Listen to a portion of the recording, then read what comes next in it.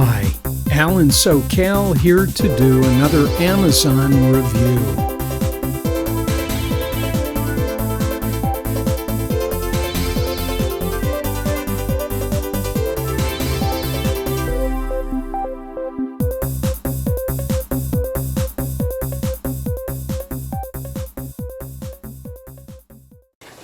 Hi, Alan SoCal. I'm going to be doing a review on a Smashburger accessory item, and yes, it's this press item right here. Okay, so I've been doing a lot of Smashburgers lately, and the tools that I use, this happens to be a very wide but a very sharp scraper. This gets under the burger. This, of course, a spatula. I've got a number of these, but I like this long one because I can come up under the side and do a flip. It works great. And in the past, if I was doing pressed chicken or any type of meat where I wanted to basically weight the meat down or the protein against the grill, an open grill, this would be the tool.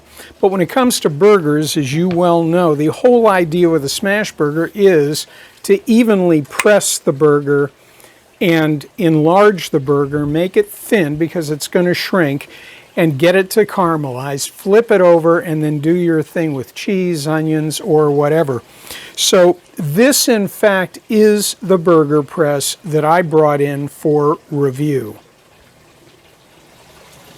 With most of my barbecue tools and for my outdoor kitchen or even indoor, first thing I look at with a tool is construction. This particular burger press is what I would call a two-part. The handle and the handle support, this U-channel, that's the U-channel right there. The handle is attached to this. This is what I'd call a two-part design. If you want to know what a one-part design looks like, I happen to have one. This is a one-part, and here the U-channel is a part of the press. It's all one. So that's a different construction, and then in this case, you've got an independent wood handle. When I make my burgers, the other thing I think about is the diameter of the face. This is a 5 and I believe it measured 5 7/8 diameter, not truly 6-inch, but pretty close. I want to be able to see the burger. If it gets too big, you get one of the larger presses, you may not be able to see what you're doing with the burger. Well, you have to check on it. But plus or minus 1/8 of an inch shouldn't make a difference when you go to make your burger. By the way, for a flat top, hot top, this is an Amazon purchased little griddle. I've modified the barbecue just for using this flat top.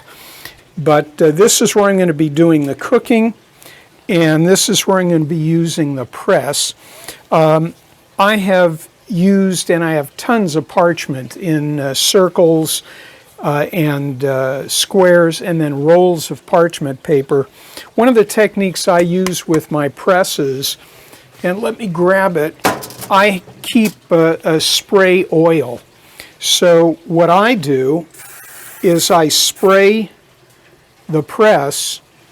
I'm going to take this burger right now. We're getting pretty close to 5. I can feel the heat. And I'm going to drop it. Put that aside there. And I'm going to take the press.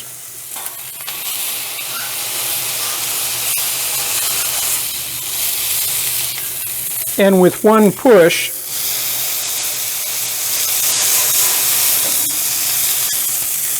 a second, and you see how easily it released.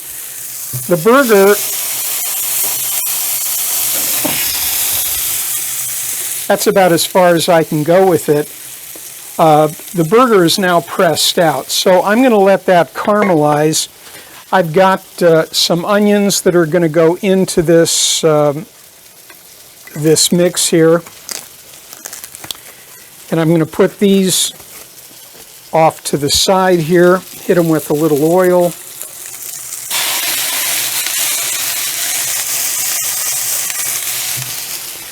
And when my onions caramelize, I'm actually going to do, once I caramelize the burger, I flip it over, I'm going to hit it with the onions, then put cheese on top. The cheese melts in and sort of cements the onions into the burger over there. And I am getting ready, and let me grab a plate.